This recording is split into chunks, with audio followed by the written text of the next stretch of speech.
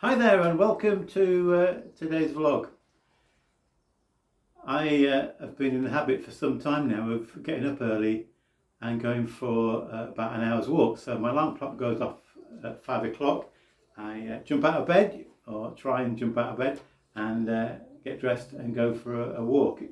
I do that because, well, I started it when it was quite a tight lockdown period, and we were advised to avoid contact with other people where possible. So I thought getting up early, going for a walk when there's not many people around, would be a useful way of getting my exercise but not putting myself in danger. And I've really enjoyed that, and I've kept it going. A couple of mornings ago, as I was walking down a particular lane, country lane, I looked over and the sun was just rising to a new day, and its golden beams were bouncing off the field of crops that was over to my left, and the trees shining through the branches of the trees.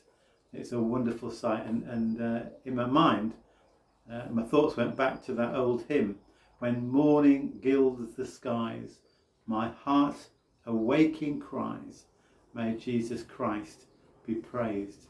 It's a hymn which expresses that yearning, that desire, that longing to praise the Lord Jesus as we gaze in wonder at his creation and the blessing of a new day. But the second part of that first verse of the hymn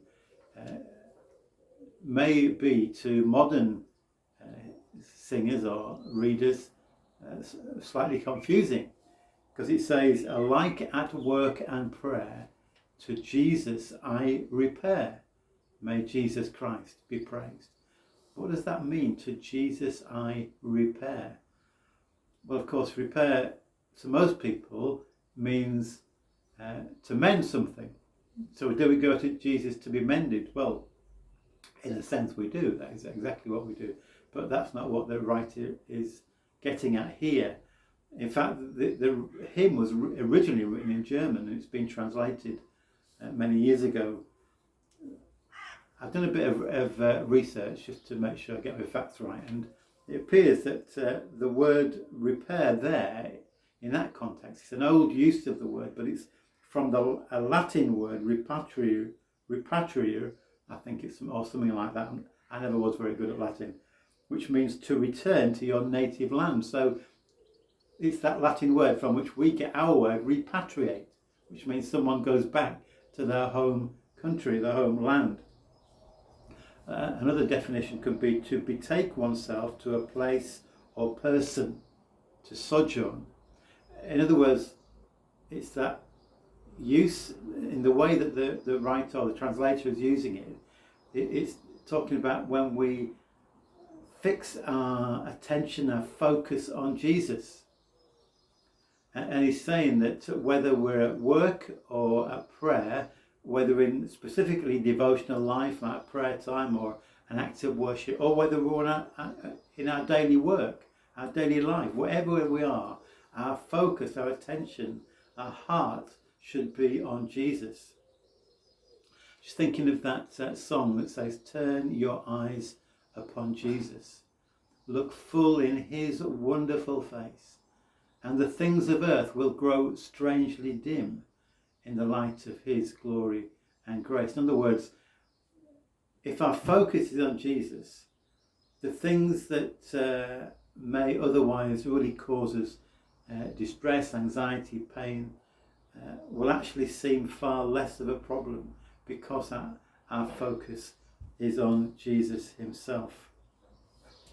Jesus-focused lives is what we are called to live. Now, I've got here a book called Wesley, his own biographer.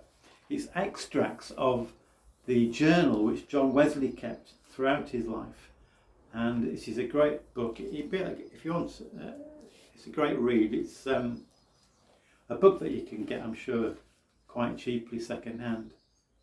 Well, I suppose there'll be new versions of it, but it just picks out significant elements of Wesley's life and extracts from his journal.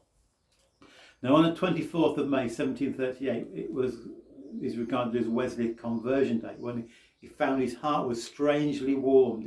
He came to a true belief in Jesus. The things that he'd been preaching now became real to him. But of course, often when something like that happens in our life, or a great spiritual high, temptations and problems may come against us. And that's what Wesley himself faced. But in his journal, the following day, the 25th of May, he wrote this: "The moment I awaked, Jesus, Master, was in my heart and in my mouth, and I found all my strength lay in keeping my eye fixed upon him, and my soul waiting on him continually." Our strength is found by fixing our heart, our eyes, our mind on Jesus. God bless you. Thank you so much for listening today.